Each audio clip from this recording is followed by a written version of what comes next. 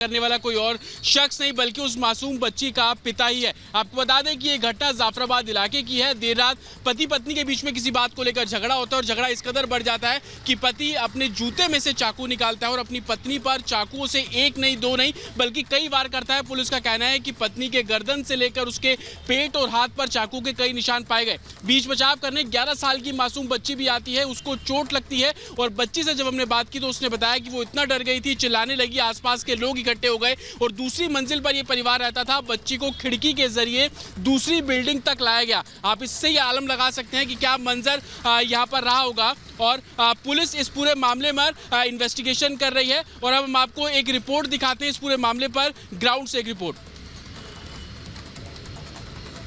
दिल्ली के जाफराबाद इलाके में एक पति ने अपनी पत्नी की चाकुओं से गोदकर हत्या कर दी और ये हत्या 2 मासूम बच्चियों के सामने की गई।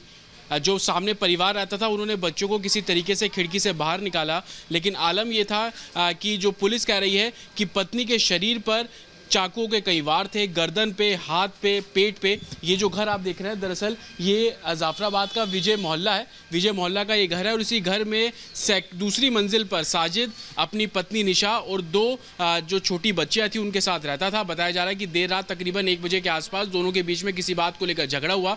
झगड़ा इस कदर बढ़ गया कि साजिद ने निशा पर चाकुओं से वार करने शुरू कर दिए। गर्दन, पेट, हाथ सब जगह चाकुओं से वार किया गया।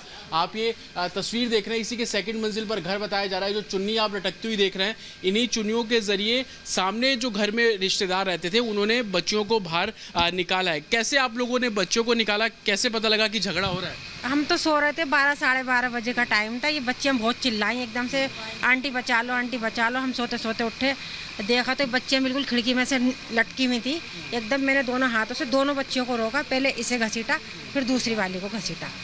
अब बहुत खून बह रहा था, इसके 11 टाँके आए। फिर मैं इसको नीचे लेकर आई, मैंने बोला किसी को देखूं कोई टाँके लगवा ला है।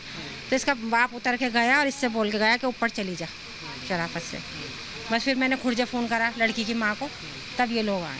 तभी बताया उन्होंने आपको कि झगड़ा होता था, परेशान होता था, झगड़ा, मारता पीटता था, कमाता धमाता कुछ नहीं था, बस पी के मारता रहता था। किसी न किसी बात पे, बस बेफालतू की बातों पे बस मारता ही रहता था और ये कहता था मुझे 10 लाख रुपए दे, मुझे 15 लाख रुपए दे, बस पैसे ही मांगता रहता था उससे। और रात भी यही बात हुई है कि 10 लाख रुपए मांग रहा था। इस बच्ची से पूछो, ये बता रही थी कि 10 लाख रुपए मांग रहे थे कि मेरे 10 लाख रुपए दे। अब बताओ, जब तू कमाता नहीं है तो तू 10 लाख रुपए तू मांग कहाँ से रहा? तू कमा के दिया तूने, अब तो जॉब करती।